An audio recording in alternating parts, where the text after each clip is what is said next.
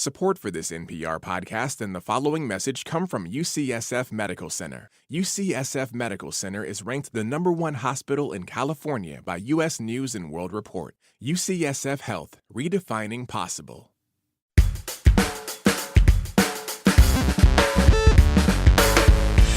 Hey, y'all, from NPR, I'm Sam Sanders. It's been a minute. Today we're talking to Meg Wolitzer. She is a fiction writer out with a new book.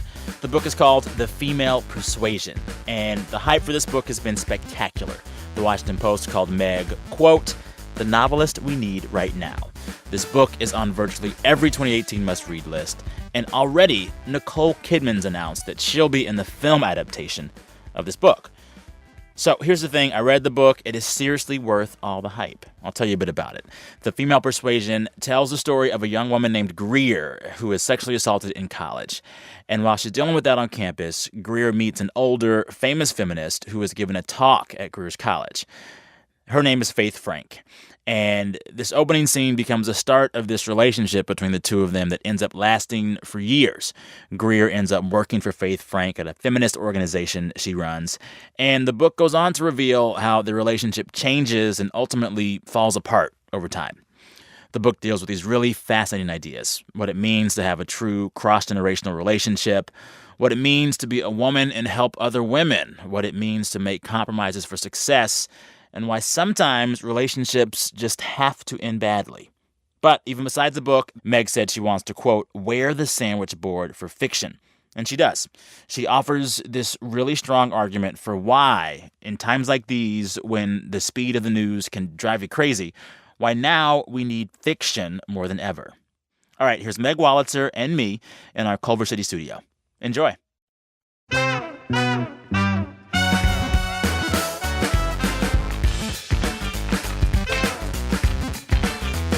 So you came here from, what, KSRW? Yes. You're busy on book tour. I'm in the middle of it. I was on All Things Considered. Yeah. I was on Amanpour on okay. TV. That was scary. Yeah. And I don't even, I'm just going from thing to thing, doing a lot of readings. Do you like it? Yeah, I do actually. This time there's a lot of energy around it. And I do. Yeah. So this is going to be so weird, but go with me. Okay. I was on vacation last week, so I was finishing up your book while on vacation. I was at a friend's wedding on a ranch in the middle of the hill country in Texas. It's one of those weddings where they tell everyone, come out like Wednesday, Thursday. We have a series of activities and events planned before the wedding on Saturday night. I brought your book to read because I didn't want to hang out with folks that long. I was like, I'll sit in the cabin and read. But the bride asked me one of the days, where were you? We didn't see you today for field day. And I was like, I was reading a book. And she said, well, which book? And I said, The Female Persuasion.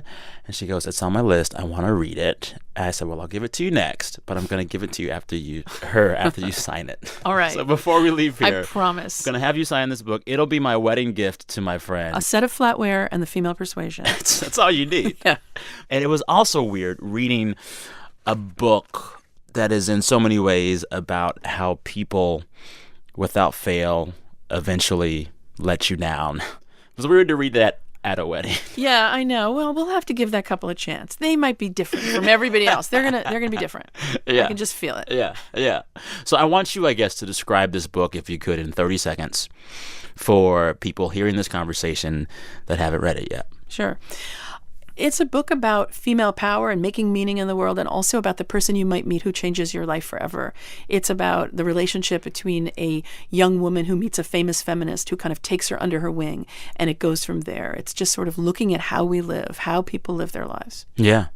Was that 30 seconds? That was even better. You have a career in radio. Excellent. Some have called your book, this new book, a Me Too book. Would you agree with that? The book has come out in a moment where a lot of the themes in it are being talked about in a very new way, and the Me Too movement is happening, and all of this is happening.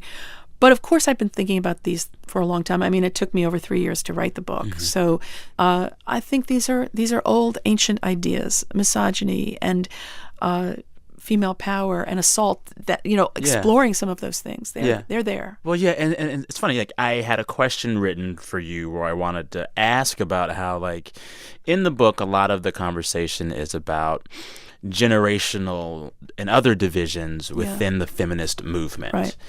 And my first crack at the question was like, well, how has Twitter exacerbated these things? Because there are little nods in the book where these critics of the foundation in the book use the hashtag finger sandwich of feminism. And I thought, oh, that's so of the moment. But then I stepped back and I was like, those divisions have probably been there from the start, before social media. We just see them in a different way now. Yeah, I mean, the thing about writing about two generations, as I do, because the relationship between this young woman who is groped by a frat brother on campus and meets a famous feminist and then goes to work for her, which I should have used during my 30 seconds. Did not add that. These two women who are, Faith, the older famous feminist, is 63 when they meet, and Greer Kadetsky, the young woman, is 18. They grew up in different worlds. Yeah. That's the thing about different generations. They saw the world that they came of age in, which I think really, really matters, is a different world. So, of course, there's going to be a divide. We understand that.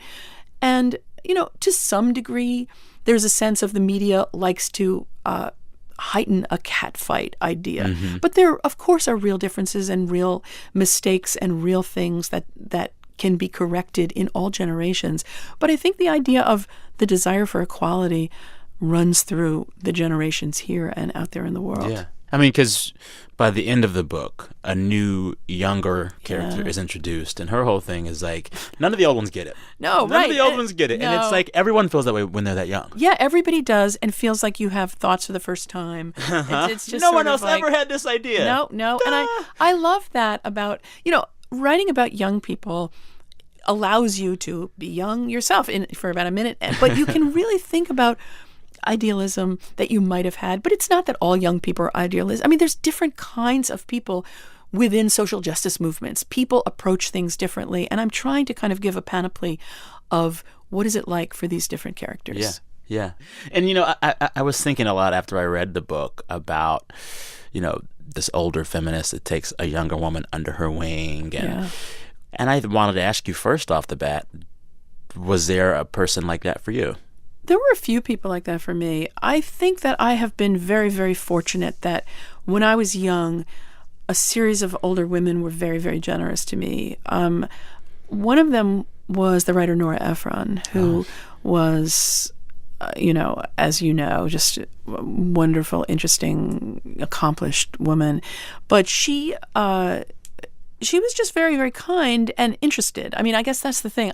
So I had written this book, and she turned it into her first film that she directed called This Is My Life, and very few people saw it. And we should put them all in one room and have a focus group and talk about it.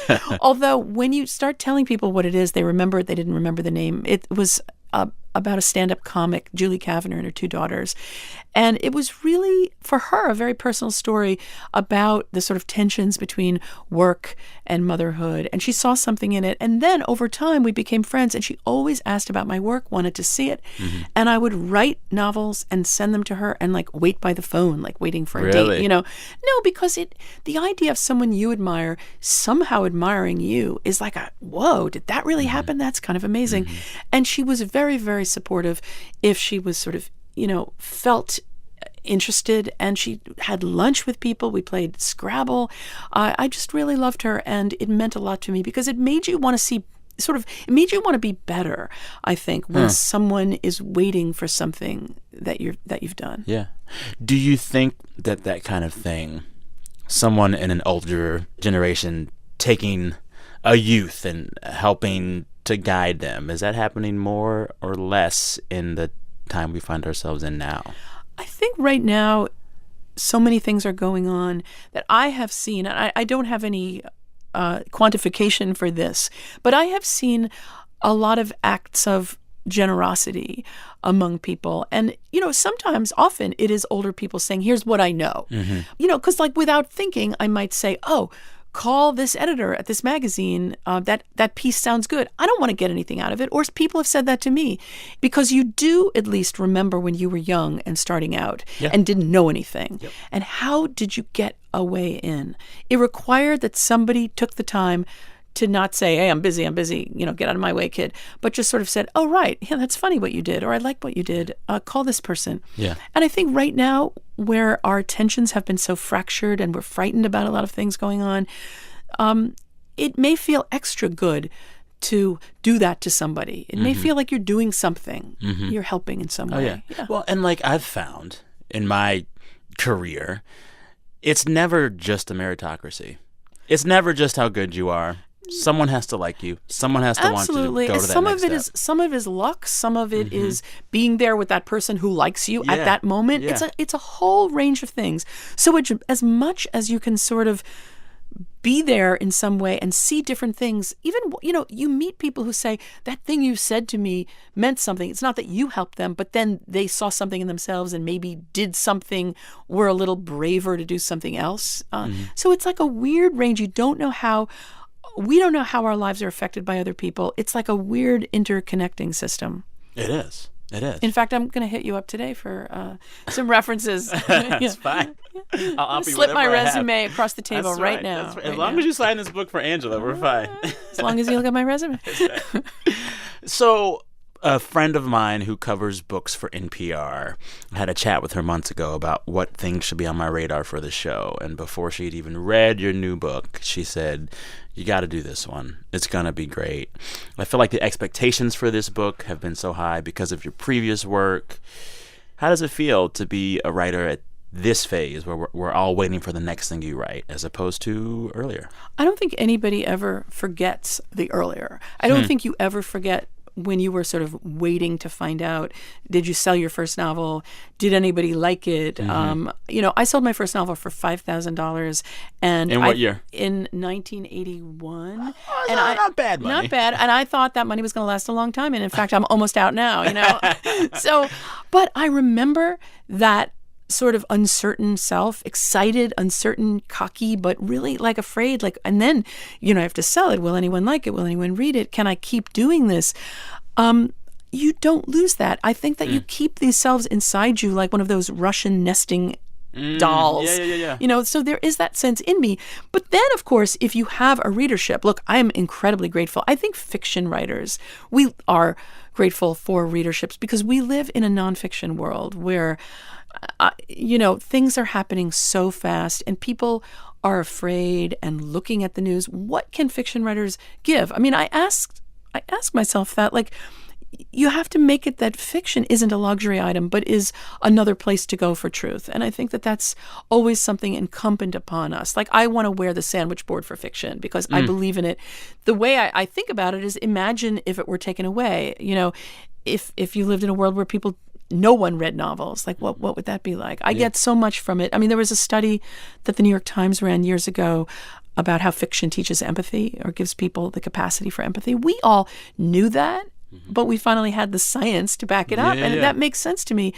But I think that when you do have a readership and there is an expectation, the danger there is, well, what am I giving them? Do I give them the thing that I did last time, but with different names?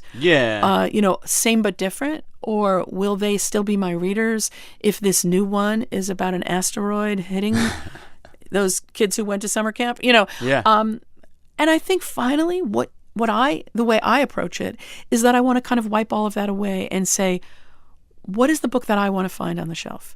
And that's ultimately the thing that I think you really have to do. That, look, it's wonderful to have readers. You don't know how long they're going to be around for.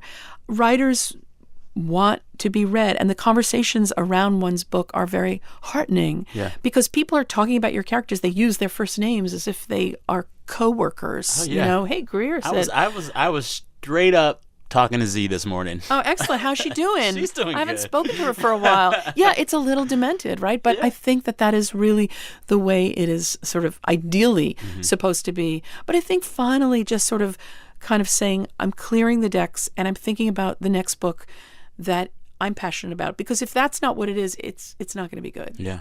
You mentioned earlier in your response, fiction helping us find truth. Yeah. What is the biggest truth in this new book? I think that the path to making meaning can be helped by other people, but ultimately it's never going to be the path that you thought it was going to be. Novels are not they shouldn't be polemics. They probably follow a twisty road. And I think again and again, I'm surprised by where people end up. But it really is about people who sort of want to make meaning in the world, but it's never going to wind you up at the place that you thought it was. Yeah. Yeah. I mean, there were so many truths I found in this that I'm still thinking of.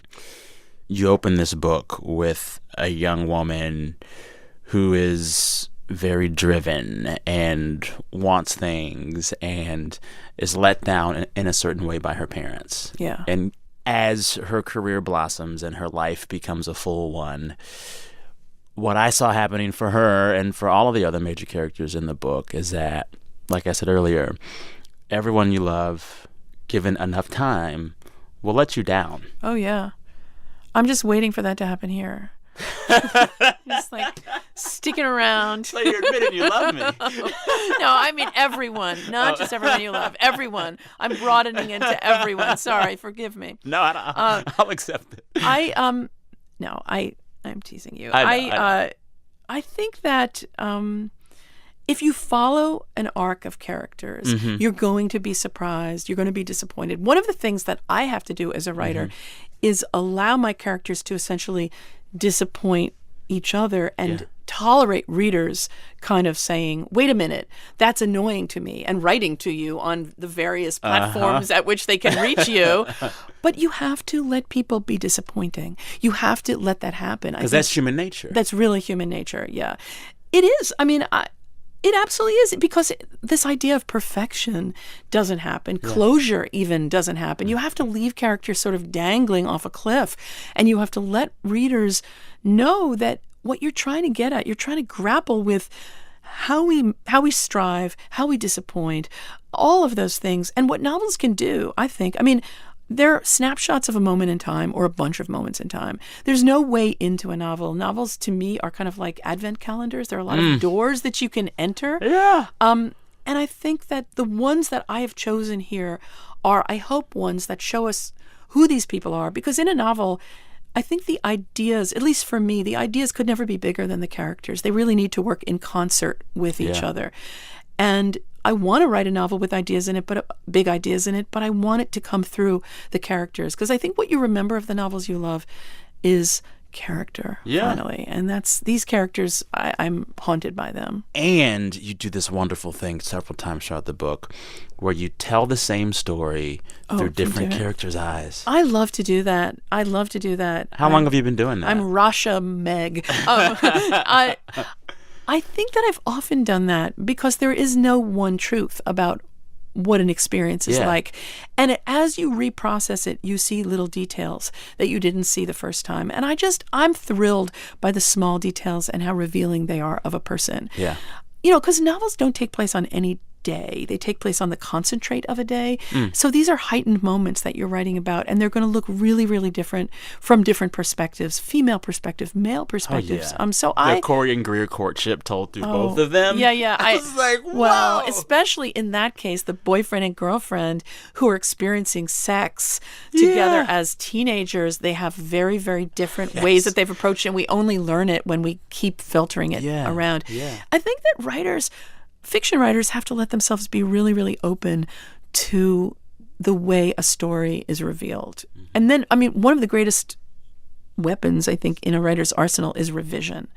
Because I can just make horrible mistakes again and again, and you still have a chance to sort of repair them when you see them anew, when you print them out. What I like to do is I sort of go and I print out what I've written and I go sit somewhere and I look at it. A friend says, put your prose in a different font, and then it looks like a whole new book. It's very exciting. Yeah. Tip to your writer listeners. Yeah. But you see things that were like overkill or really overdetermined, and then you can pull back and you have a chance to do it. Because you can't do everything as you're writing, but you try to do a lot. And then you just continue to sort of fix to get to what's most important that you want to get across. When you're doing that thing where you are speaking through the eyes of so many different types of people in this book, will you ever say, all right, I'm writing this scene as a 17-year-old boy. Do I need to consult a 17-year-old boy? You know, I like to show things to people to make sure I got things right later, as opposed to having them have input early on, because I want it to be a real invented experience. I want the characters to just not be every boy or every girl, but to really be who they are very much. So I try to kind of let it go through that. I mean, I was a teenager once, and, you know, that's the thing. It's like we're writing about different generations. I mean, I will call young people sometimes, like when I was doing some of the intense scenes on a college campus in 2006, I would call my editor and her assistant would answer, and I'd be, hey, before you patch me through, when you were at college, what kind of a feminist were you? Okay, great, thanks. Now patch me through. You know, you're looking for help getting things right, making sure that nothing seems wrong so that it stops the whole narrative. But I kind of want to be as free as I can to have invention early on. All right, time for a quick break. When we come back, why you won't read the names Obama or Trump in Meg's book. BRB. Support for this podcast and the following message come from Berkshire Hathaway Home Services, whose knowledgeable, high-caliber network agents see a house as more than just an investment. They respect your life and the true meaning of home while guiding you through the emotional journey of buying and selling, and they'll help you contemplate the deeper questions that are good to ask. Whether you're ready to buy or sell now or thinking about it for tomorrow, get to know a Berkshire Hathaway Home Services network agent today. Hey, I'm Kelly McEvers, host of NPR's Embedded. And coming soon, we have a new episode about Scott Pruitt, the head of the EPA. It's a story about Pruitt's life in the Southern Baptist Church, how he handled a major pollution case, and why he sued the EPA 14 times. Just search for Embedded on the NPR One app or wherever you get your podcasts. So much about this book feels perfectly situated in the here and now. But then at some moments when I was reading the book, I was like, oh, she's not trying to be totally in the today. For instance, this book is about this modern era, but you don't mention Trump by name. You don't mention Obama by name. Right. Why not? You know, again, people read your books in the way that they do. Yeah. I would just say that while it's come out in this Me Too movement time, what I want in fiction is something that feels like these are things that we've been wrestling with and that we will wrestle with. Yeah. And you can continue to wrestle with them. Unfortunately, some of them we've been wrestling with forever. Some things about men and women, misogyny, some of these ideas about female power and a country's ambivalence toward that. The minute you mention people by name, like leaders by name, the reader knows, it can picture them perfectly. Everyone has the same view in their mind. And their focus is taken away. And their focus is taken away from the characters of Faith and Greer and Corey and Z and moved into these, you know, funnily enough, public figures are like the characters in the novel that we all share. We don't know Hillary, but look, I'm calling her Hillary. Yeah. Hi, Hillary. Yeah. I don't know you. Why am I calling you Hillary? And if you were, and like if someone asked you to write a Hillary short story, you could do it right now. Yes, exactly. You could. And there are certain tropes and there are certain things that we feel we understand about them because they have become the characters in our lives and in our dreams in a way. Everyone can imagine a conversation with Donald Trump or Barack Obama. That's right. You can That's do it. Right. Yeah. And I think that I want the characters in my novel to dominate the novel and the narrative in the novel. And I want the idea of what's going on in the culture and what's going on politically to be there sort of unnervingly. I mean, at the end of the book, the one thing that I did do was go back into the novel after I'd finished it, after the election. I never planned for this book to be up to date. I mean, it's sort of like writing about technology when suddenly it's dated in about 1 second. Hey, put on Napster or whatever they're going to say, It sort of cheapens it. It makes it be like the other things that might be truths in the book are then thrown away with the 8-track tape deck. Yes. And no writer wants that. But I did go back into the book after I'd finished it because the election happened and I was pacing my house feeling my apartment. That's a short pace. I live in New York City. I was pacing the house kind of like a bull, like on election night, thinking, what does this mean? What is going to happen? Is this real? And I started thinking in the sort of days and weeks after that, I was editing Best American Short Stories as well at the time. And I was thinking about fiction and what we want fiction to do.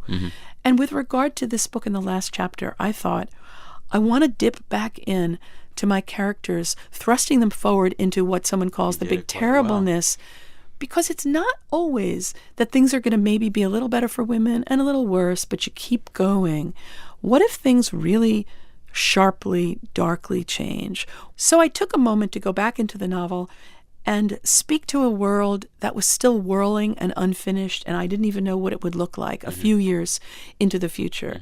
And I was very, very glad to do that because no one knows. So I really wanted to sort of thrust forward and keep out the names. I mean, I'm saying the big terribleness, but we know what that means. But I'm going to show what it feels like rather than naming names. Do you think this current political moment, real life, real time, represents for you and for others a quote unquote big terribleness?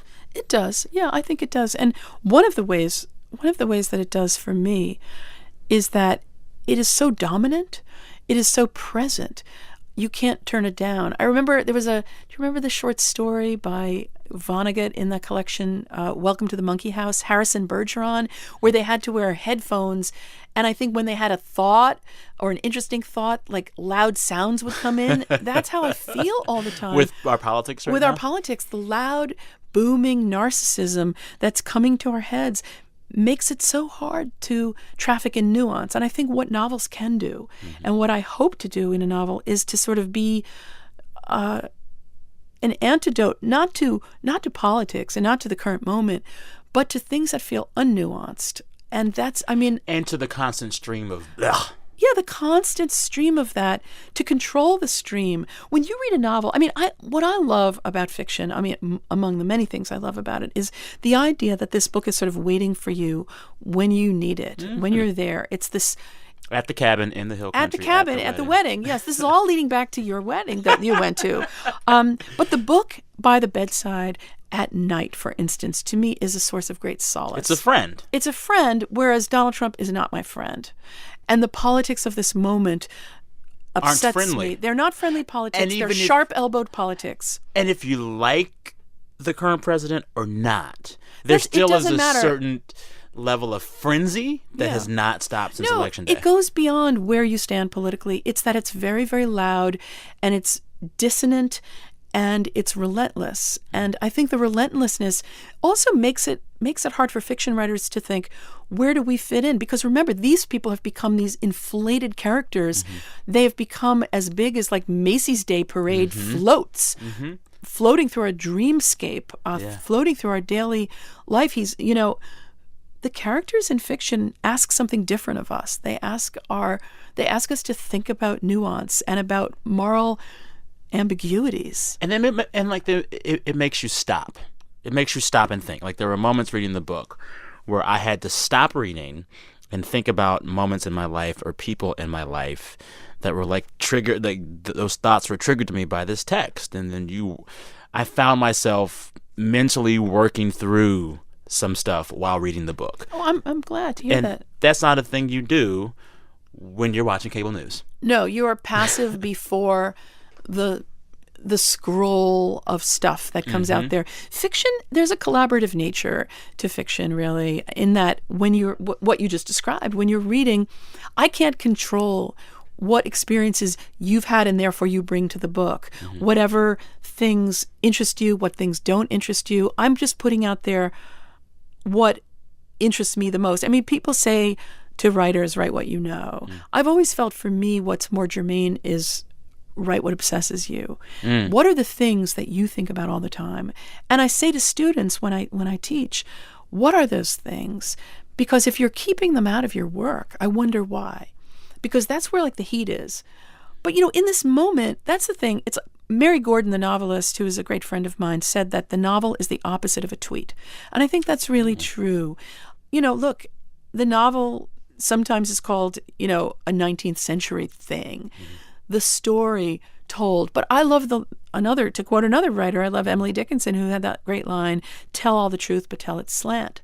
I think novels are tell the truth slant. They do tell the truth. They show what is it like? What is it like out there or in here? But they do it in a way, what art does is not give it to you straight on, but give it to you in a sly way, kind of curving, showing us something, say, as you brought up, through one character's point of view, but now, wait a minute, we're seeing it through someone else's point of view, and it doesn't look like that at all. Oh, yeah. And a good one, you finish it and you say to yourself, I didn't know this one book was going to give me so much. You know? It feels like a gift when a novel does do that. Yeah. I mean, you get very excited. You just kind of jump around for a while. Yeah. And I just love that about fiction. A good novel to me is, it's not a place of escape, but it's sometimes you escape, but sometimes it's about diving into things that are happening anyway. You explore, yeah. The book made me think a lot about the politics of all of these people. It is inherently personal. Yeah. Everything that Greer's doing at that place and then after that, it is informed by her personal life. It is informed by the attention she lacked as a kid and what faith gave her. It is informed by the college snafu. And just thinking back today about the state of our politics, I feel like we as Americans are not seeing the personal and others' politics. We're very good, and this is everybody on all the sides, saying, if you voted that way, if you did that thing, if you like that one, you're bad or you're good, and that's it. Right. I think that, in this time of hot takes, I have a desire to be a master of the warm take. And that is really what I try to do here, because these characters are not meant to be representative of all young feminists or older feminists. They couldn't be, and I wouldn't want them to be either, because then it's not a novel. But that's right. Look, this time of Twitter and saying what you feel, people who can do it well, it is incredible. There are powerful things being said. I mean, it's not only novels or tweets. There are important, there are, of course, I mean, it goes without saying. But to slow down, to write about the intimate ways that people interact and how that informs their politics, how that informs the decisions they make that are really, really important for the rest of their lives. That's something that I want more of, especially in this moment. Yes. Yeah. Did writing a book that seems to speak so much to feminism make you think anything differently about feminism or lead you to a new realization about the current state of the feminist movement? Or not really? I think talking to people I've been on a book tour, talking to young women and older women and hearing stories of just this kind of urgency and desire for things to be better. More than usual? Well, I can't say because I'm talking to them now in a way that usually I'm at home in my bathrobe, going, what's a word for whirlpool? What's it? Because I use that word twice in that paragraph. I can't use it a third time. Yeah. But when I'm out, I don't know. I mean, more than the last book tour, maybe even? It's different, certainly. The last book, The Interestings, dealt with issues about talent over time. And I had a very personal connection to that book because the characters meet at summer camp when they're young and it follows them over almost 40 years. In this case, with The Female Persuasion, it was, instead of the characters all being the same age, there was really a relationship between two generations in the book. So right away, I'm in conversation, in a sense, about different eras between people who've had different experiences. So that is, I will say this, it's tremendously moving to me to talk to readers and to hear things, what people think you got right, what their experience was, what feels different to them about the world now. I think that the desire to make change and to sort of speak up about it is tremendous and fabulous. And look, when I was growing up, my mother was someone who was very affected by second wave feminism. She had only had some college courses. Her parents didn't think it was important for girls to go to college, so she didn't. She became a writer. She's 88 years old now.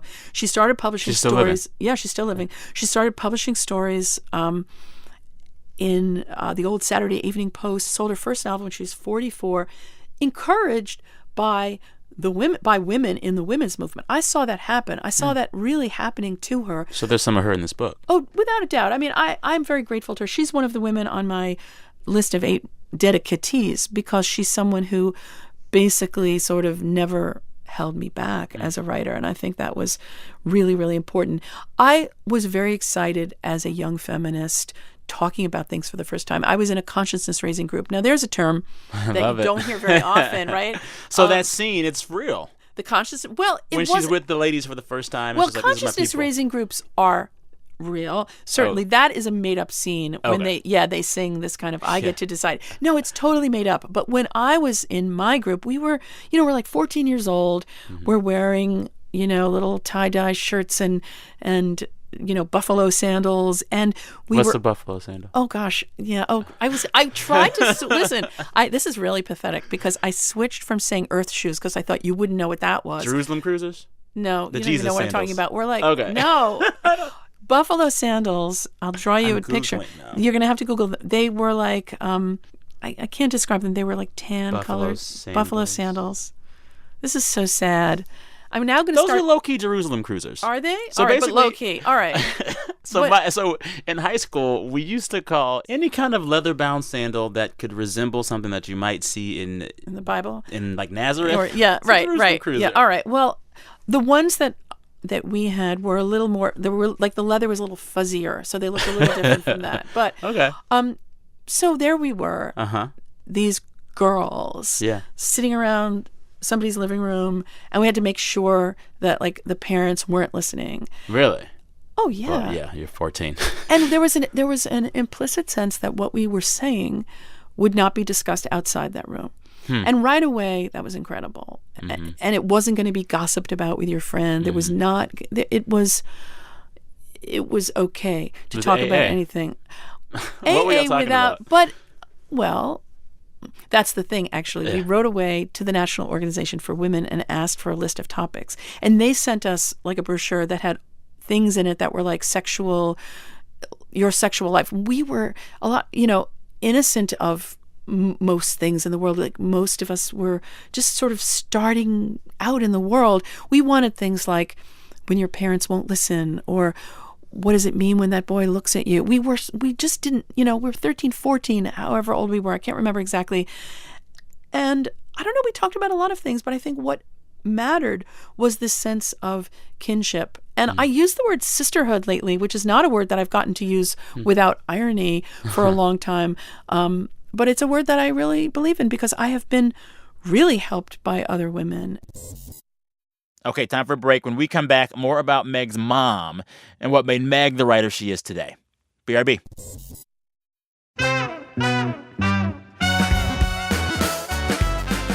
Support for this podcast and the following message is brought to you by the new Netflix original documentary series, Wild Wild Country. When a controversial guru builds a utopian city near a small town in the Oregon desert, a conflict with local ranchers ensues. As tensions rise, neither group will back down, leading to a series of events, including the first bioterror attack in U.S. history. Wild Wild Country, now streaming only on Netflix. What's unique about the human experience, and what do we all have in common? I'm Guy Raz. Every week on TED Radio Hour, we go on a journey through the big ideas, emotions, and discoveries that fill all of us with wonder. Find it on NPR One or wherever you get your podcasts. I've been thinking a lot about the foundation in the book and how some of the frustration that Greer has over time is that they are in a place where their work is only really words, right? Yeah. It's people talking. We both work in fields where we really only have words. You write, I talk. Sometimes that can feel limiting, and it can make you say to yourself, at least me to myself, am I having an impact? What am I doing? Yeah. Do you get like that sometimes? Oh, absolutely. It's really, really hard to know what kind of a life should I be leading? Am I making meaning in my life? I mean, the characters really struggle with that. And in fact, actually, it was interesting for me to sort of let them do what they need to do. But Corey, the boyfriend in the novel, ends up having a really different kind of life than he anticipated that he would. I think there are a lot of different ways of making meaning. I mean, you can't take your own pulse and say, am I doing well? But I don't know. We're trying in different ways, I hope. But yeah, you question it as a writer. Absolutely. You question, is this the way, what I should be doing? Is there something more immediate that I should be doing? Yeah. But if I'm going to do the thing that I think I can do better than other things that I tried to do, it would be writing novels. What else did you try to do? Oh, no, I mean, thought about trying to do. What did you think about trying to do? No, nothing.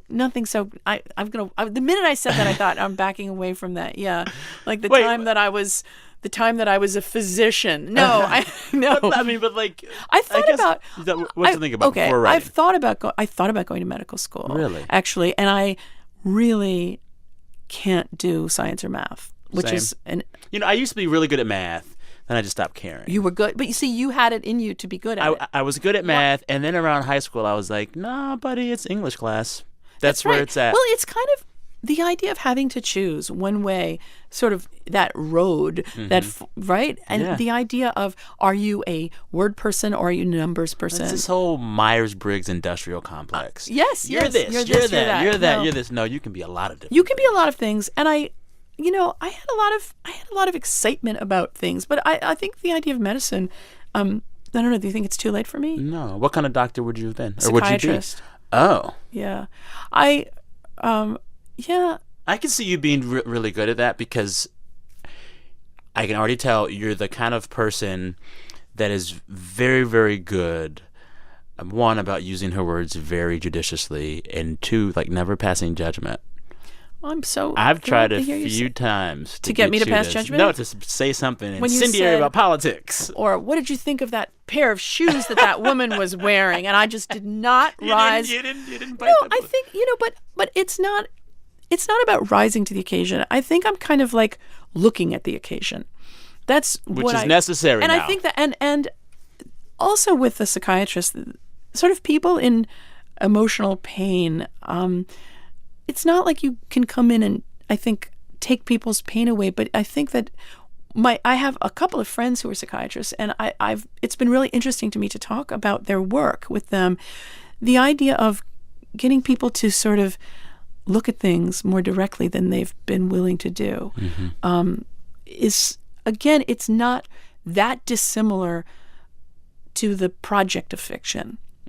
So passing judgment, what that does for me is it closes doors. Yeah. It closes doors right away. Yeah. So the questions that you've asked me, I mean, I like looking at them. It's like examining something from a lot of different angles, and I think that that's something that I do like to try to do. I like that.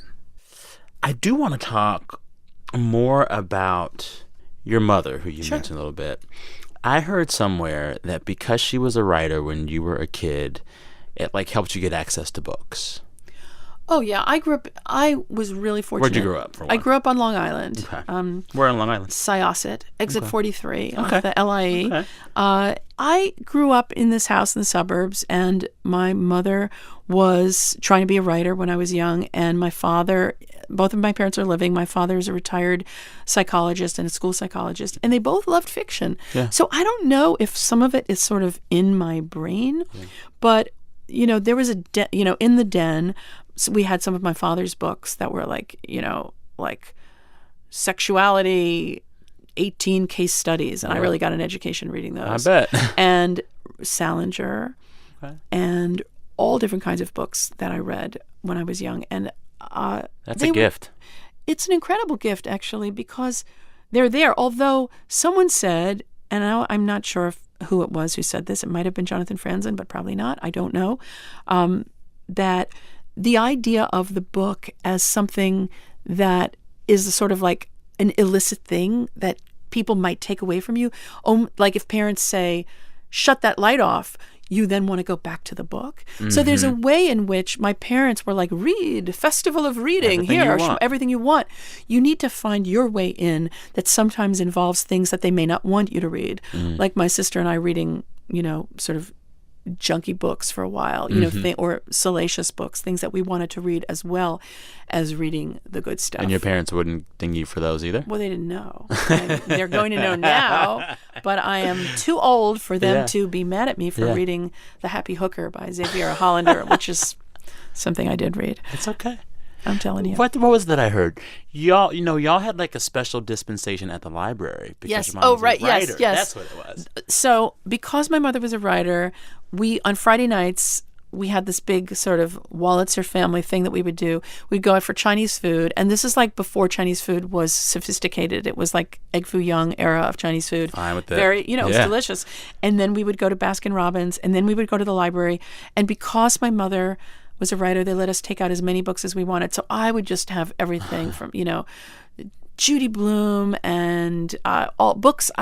One of my favorite series of books, Cherry Ames, Student Nurse, Cherry Ames, Cruise Nurse, and they let us take out as many as we wanted, and I felt so sophisticated. I felt we were kind of like the Kennedy family, kind of like sauntering around Hyannisport. After Baskin Robbins. Right, exactly, right. I felt so important that we were allowed to do this. But, not everybody feels about books the way readers feel about books. Not everybody cares about them in that way. Yeah. When I was a kid. So I had a Boxcar Children kick. Oh, I love the Boxcar Children, yeah. And we were raised Black Pentecostal and Apostolic, so church services were long. Yeah. And I would love to bring the Boxcar Children to church because for whatever reason, the way the covers of these books I was reading were colored and written, everyone thought I was just reading the Bible the whole time. Oh, that is really great. Right, because they had that's right. That's amazing. I was like, oh, he's reading a children's Bible. Very, very, I very was so clever. proud of myself. The books that you read as a child, I think, stay with you forever. I mean, forever. Charlotte's Web was the first book I ever cried at. Yeah. Because the idea of, a pig and a spider being friends, you make that narrative leap to, wait a minute, these are human characters. Yeah. And again, there's that idea of sort of creating empathy, the idea of sort of crying over the death of this spider. I mean, being inconsolable about it, really, thinking about it forever. It's so strong. And I don't know any writers who weren't big readers when they were young, whether they read, because the books were taken away, or people who had very few books in their houses, discovering books later. Those stories are incredible too. Yeah. The one for me that is always like related to everything else. It's probably Animal Farm. Yes. I think like everything can be drawn back to some of the lessons and morals and themes in that book. I know. The books that you read, I mean, I think about them all the time. They thread through my dreams, through my life forever, really. So the climax of this book is this really intense scene where Greer and Faith, they have this big blow up in their relationship. And it is driven by all of these generational differences and conflicts we've been talking about. But what that scene confirmed for me is that sometimes people don't just slide out of your life. Sometimes it has to end badly. Yeah. Sometimes it has to be a blow up. What were you trying to do with that scene where this relationship falls apart in a nasty way? Well, can I answer that by reading you one line from the very beginning of the book? Yeah. Because I'm glad I brought it in here. Yeah, me too. Because I don't have any copies. I don't read this kind of thing. I don't care. I don't care for fiction. Yeah. So it's actually 2 lines. I'm sorry. Oh, 3 lines. Yeah. It's actually 90 lines. Is that all right? Well, Do you have 40 minutes? Time. Can It's I a read? podcast. Okay, cool. As long as you It's want. actually a week. It's a marathon. It's kind of Bloomsday reading right now that I'm going to do. Okay. Greer, this is when they first meet. Yeah. When Faith comes to speak at the college. Yeah. And she shows an interest in Greer, who is just electrified. Yeah. Greer didn't really know why Faith took an interest. But what she knew for sure eventually was that meeting Faith Frank was the thrilling beginning of everything. It would be a very long time before the unspeakable end. So, first of all, I'm sorry if I... you called it unspeakable right there. I call it right there. I didn't catch that till you read it for me. Oh, but you caught it without knowing it. See, this was my evil plan. Okay. What I wanted to do at the beginning was that kind of line is really what I sort of sometimes jokingly call the little did she know kind of school of writing that I try to do very, very infrequently because it's just jumping ahead there. Yeah. But what it says to the reader, and then you didn't remember it, but it puts something... It just sort of plants the notion in there that this relationship, it allows me as a writer to go in a lot of directions because somehow we're going to get back to the unspeakable end. We know right away it's going to end. And you may have forgotten it, but it was there. Yeah. And most relationships in life don't end in a fiery way. They, as you say, just kind of like sometimes they drift away. One thing that they don't tell you in childhood, in fact, about friendship. If you were to sort of look at television and film to understand friendship, you would think that you and your friends get together in a group like every Friday night, like Friend Sex in time. the City, friend time and drinks, and then you track it and you're always there for one another. Yeah. No. You can go a very long time without seeing someone, but it doesn't mean you're not friends. And then you pick up, and then maybe you never see them again. There are a lot of different trajectories. Here, I think, because the relationship starts with there's such a fixedness of who they are to each other, how can it last at that way? It's going to change. It's going to be fluid. And I think that, in fact, the funny thing about the relationship between, and I'm using these terms loosely, a mentor and a protege, is that, first of all, it's all about the young one. You know, it's not like, Faith, tell me, things about you. No, because you wouldn't dare to ask the older person you admire personal questions. Because they're up on a pedestal that you don't need to be on yet. There's not a lot of room on a pedestal for movement, for realness. There isn't. Or for two people. Right. No room. You're up on the that one person's up on the pedestal. The other one is looking up and saying, tell me how to live. And while you're at it, who should I call? Will you look at my resume? Will you write me a recommendation? The older ones are writing the recommendations for the younger ones. So the flow goes in that direction. I think for a narrative arc to be for a narrative to be satisfying, you're going to see some kind of change at the end. And it happened. It happened. It really happened. I remember when I was young and I sold my first novel, I went back to the school where I grew up, my elementary school, and my favorite teacher was there. And I fully expected her to kind of like celebrate and sing me, and she did. And that was wonderful. I'd sold my novel young and it was wonderful. But then she pulled me aside and she said, would you look at my writing? And I was really taken aback because she was changing the terms. Wait a minute, I didn't sign on for that. It doesn't work that way, lady. Who are you? But in fact, why shouldn't she? Why shouldn't she ask me to do that? Because the notion that we have a fixed role and we have to carry out that role forever, that's not reality. It's not life. That's not life. And I was threatened and moved ultimately by that. And I thought about that, I think, when I had to have them kind of have, of course, that wasn't a showdown. I didn't have a showdown with her. But I wanted to show change, and something had to shake them up at the end of the book. There's this quote in the book where you talk about the way that when you get older, you have to be so much more guarded with intimacy. Yeah. I remember being in college. I wanted to be everyone's best friend, and I wanted to have such deep connections with everyone I met. And now I'm like, you don't have the time. I can't give you all that. Well, you start to think as you get older, how do I want to spend my time? Yes. Like when I remember my husband and I have been married a long time, but when we were first living together and we're both writers, it was like the middle of the day and we're watching the Game Show Network. Now, it's the middle of a beautiful work day, right? And we're like watching not only the game, we're watching like old. Which one? The worst. Okay, you never heard of this one. I used to watch a lot of old stuff. Bumper Stumpers. No, I never heard of that one. What is Bumper Stumpers? Horrible. It had like license plates and you had to guess like what they were referring to. It was like it didn't last. Yeah. See, my favorite. Let's Make a Deal. I love that one. My favorite old one was Press Your Luck. Oh, no whammy, no whammy, no whammy. Well, stop. You remember the Press Your Luck scandal, right? No. That one of the contestants was able to game the system about like where the whammies would be or when to press, and was able to win some amazing amount of money. So it actually probably would have behooved me to continue to do that because as a writer, I could have made a lot more money had I understood where the whammies were. But all I wanted to say about that is that we thought we were immortal. I mean, when I was young, I wanted to write and be ambitious, partly because I, thought life would never end. Yeah. Now that I'm older and I know it does, I still want to do a lot. Yeah. I still want to do a lot, but for a very, very different reason. And you just gotta protect it more. You definitely protect your time more.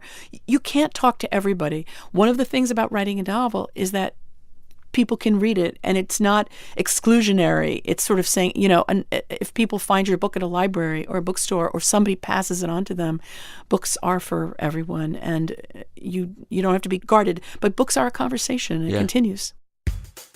I am so glad that we got this time to talk. I thank you for your book and the feels it made me feel. Oh, thank you so much. Thank you. I'm going to have you sign this book now. All right, for real. That was Meg Wolitzer. Her book is called The Female Persuasion. Special thanks to two NPR colleagues, Rose Friedman and Barry Hardiman. They steered Meg our way. Thanks for that. Listeners, as always, want you to share with us the best thing that's happening to you all week. Record yourself, send the file to me, samsanders@npr.org, samsanders@npr.org. All right, and one more thing. If you haven't heard already, we're doing a live show soon. It's going to be in Chicago, live on May 15th at the Old Town School of Folk Music. We're going to have special guests. Join us. Tickets are already on sale. From what I've heard, it's probably going to sell out, so get them quick. You can go to wbez.org/events to get yours. wbez.org/events. All right, I'm so excited to see you all there. It's going to be a great time. I love Chicago, and I love meeting all of you in person. All right, we are back on Friday. Thanks for listening. Talk soon.